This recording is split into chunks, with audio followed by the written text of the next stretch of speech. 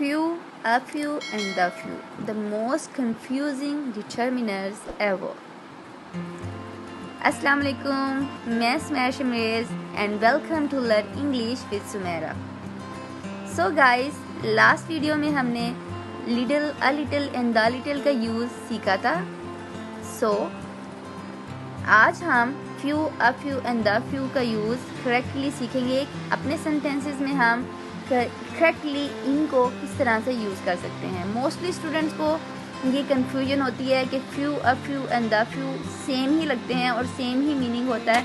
तो ऐसी कोई बात नहीं है, बल्कि इनमें एक बहुत बड़ा डिफरेंस है जो कि आज हम सीखने वाले हैं। सो वीडियो को एंड तक ज़रूर देखें और एंड पे दिए गए क्वेश्चंस के आंसर मुझे कमेंट बॉक्स में लिखना मत भूलिएगा।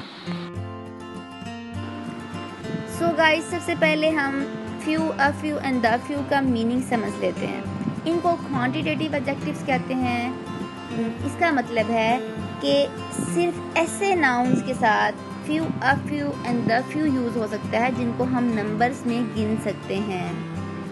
ऑलराइट, और इनका मीनिंग होता है सम बट नॉट मैनी। लाइक कोई भी चीज़ या पर्सन या प्लेसेस तादाद में कम है, बहुत ज़्यादा नहीं है।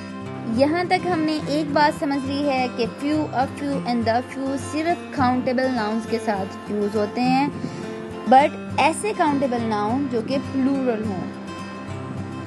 अब काउंटेबल नाउन्स क्या होते हैं? ऐसे तमाम नाउन्स जिनको हम नंबर्स में गिन सकते हैं। For example 2 cats, 30 days, 5 cities, 7 girls, 3 houses, 4 persons। इसी तरह तमाम वो चीज़ें जिनको हम नंबर्स में काउंट कर सकते हैं, सिर्फ उनके साथ हम few, a few and the few का यूज़ कर सकते हैं। यहाँ तक हमने few, a few and the few का कंबाइन मीनिंग समझ लिया है।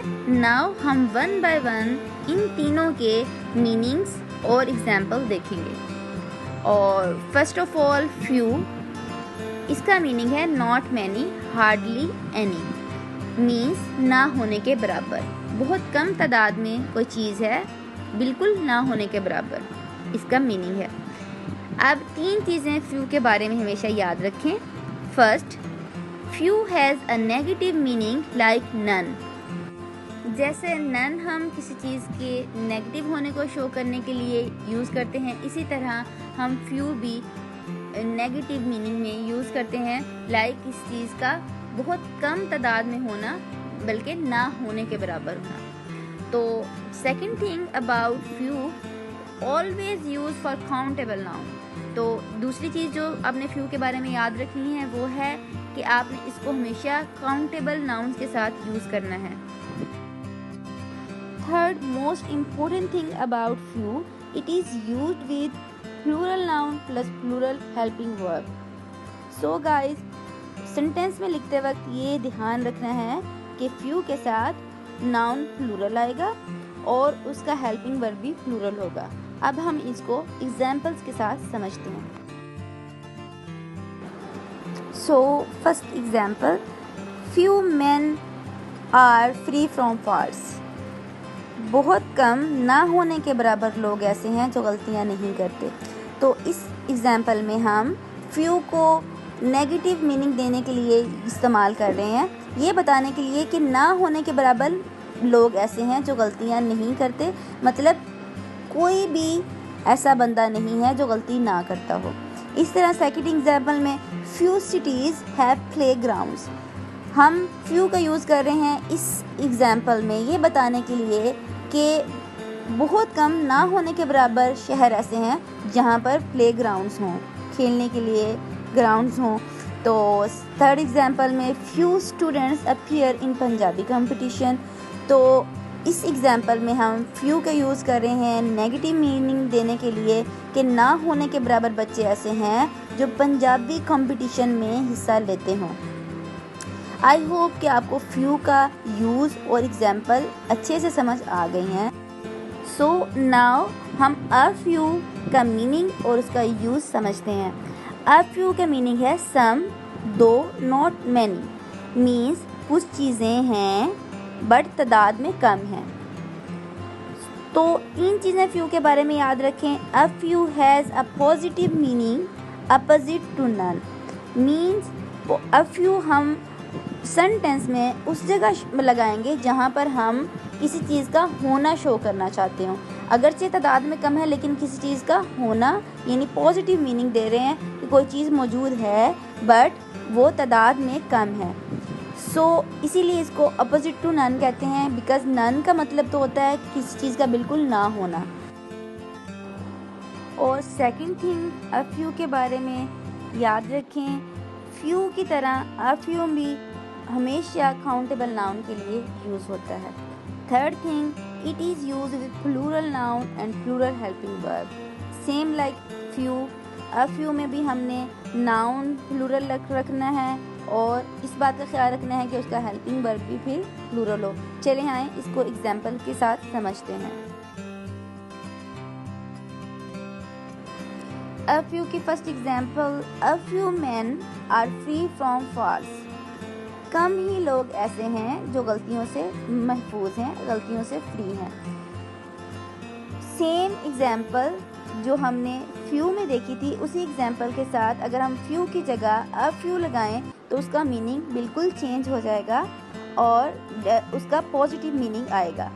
पॉजिटिव मीनिंग देने के लिए हमने अ फ्यू लगाया, मीन्स कुछ लोग ऐसे हैं जो गलतियां नहीं करते। हम बताना चाहते हैं, शो करना चाहते हैं, किसी चीज़ का होना शो करना चाहते हैं, तो हम यही बताएंगे कि लोग कम हैं बट हैं ज़रूर जो गलतियां नहीं करते। इसी तरह सेकंड एग्जांपल में a few cities have playgrounds, means चंद ऐसे शहर हैं जिनमें प्लेग्राउंड्स होते हैं। तो यहाँ इस एग्जांपल में अ फ्यू लगाकर हम किसी चीज़ का होना यानी पॉजिटिव मीनिंग देना चाह रहे हैं और बताना चाह रहे हैं कि चंद सिटीज़ ऐसी हैं, चंद शहर ऐसे हैं जहाँ पर प्लेग्राउंड्स हैं। ऑलराइट। और थर्ड एग्जांपल में फ्यू की जगह हम अ फ्यू लगाकर मीनिंग इसी तरह सेम चेंज कर रहे हैं, जैसे कि a few students appear in Punjabi competition. तो same like the previous example हम फ्यू की जगह अ फ्यू यूज़ कर रहे हैं ये बताने के लिए कि चंद स्टूडेंट ऐसे हैं, मीन्स तादाद में तो कम है लेकिन हैं ज़रूर जो पंजाबी कंपटीशन में भी हिस्सा लेते हैं। आई होप आपने फ्यू एंड अ फ्यू का डिफरेंस और मीनिंग समझ लिया होगा और इनको यूज़ करने का तरीका भी समझ लिया होगा। अब हम अपने तीसरे और आखिरी डिटर्मिनर की तरफ चलते हैं, द फ्यू। इसका मतलब है not many but all there are. Few और अ फ्यू से हटकर इसका मीनिंग ये है कि चंद वो चीज़ें जो कि तादाद में कम थी वो सब की सब, ठीक है। और इसकी 3 चीज़ें याद रखें। The few has a meaning of all of some. इसका मतलब होता है थोड़ी चीज़ों में भी सब की सब, थोड़ी सी चीज़ें हैं उनमें से भी सब की सब मुराद है, ठीक है। और second thing, always use for countable noun. Third, it is use with plural noun with plural helping verb, ठीक है। ये 3 चीज़ें द फ्यू के बारे में याद रखनी है। चलें इसको अब एग्जाम्पल के साथ समझते हैं ताकि आपको अच्छे से समझ आए कि द फ्यू का फ्यू एंड अ फ्यू से क्या डिफरेंस है।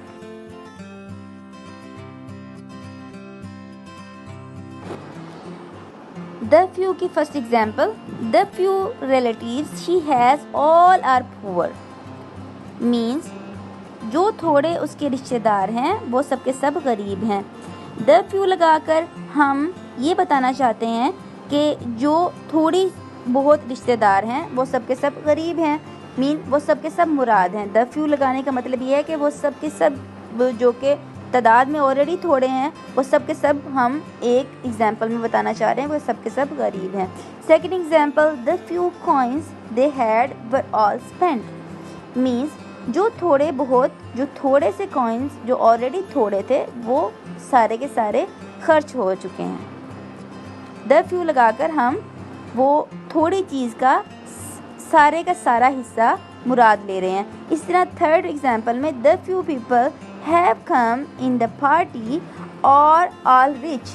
मीन्स जो थोड़े बहुत लोग पार्टी में आए थे, मीन्स जो पार्टी में 2 चीज़ें समझें कि पार्टी में आने वाले लोग थोड़े थे एक बात, जो कि फ्यू डिटर्मिनर्स फैमिली में होती है कि चीज़ का कम होना बताते हैं, मीन्स के तादाद में कम होना बताते हैं, वो पाई जा रही है। और सेकंड थिंग जो द फ्यू को फ्यू एंड अ फ्यू से डिफ़र करती है वो ये है कि ये उस चीज़ का जो ऑलरेडी तादाद में कम है उसका सब हिस्सा मुराद लेता है। तो इस एग्ज़ाम्पल में उन तमाम 3 एग्ज़ाम्पल्स में हम देखते हैं कि द फ्यू लगाकर हम ये बताना चाहते हैं कि जो चीज़ तादाद में ऑलरेडी कम थी वो सब की सब मुराद है। सो गाइज आई होप कि few a few and the few के बारे में आपकी तमाम कन्फ्यूजन्स अब क्लियर हो चुकी हैं और अब आप इजीली अपने सेंटेंसेस में इनको करेक्टली यूज़ कर सकते हैं। सो लास्ट पे एक छोटा सा टेस्ट है जिसमें few a few and the few का सूटेबली आपने यूज़ करना है और कमेंट बॉक्स में आपने मुझे इनके आंसर्स ज़रूर देने हैं। इसके लिए ज़रूरी है कि पूरे लेसन को ध्यान से सुने, फिर आप आसानी से इस टेस्ट को हल कर पाएंगे और कमेंट बॉक्स में आप इसके मुझे आंसर ज़रूर दीजिएगा। और मैंने तो इसके आंसर डिस्क्रिप्शन में लिखे हुए हैं, यहाँ पर मैं नहीं लिख रही ताकि आप इसको आसानी से हल कर सकें और अपनी कन्फ्यूजन क्लियर कर सकें। सो गाइज़, आज हमने few a few and the few determiners के बारे में पढ़ा और उसकी यूज़ सीखा और उसकी एग्जांपल्स देखी। आई होप कि आपको आज का लेसन पसंद आया होगा। नेक्स्ट लेसन तक के लिए अल्लाह हाफिज़।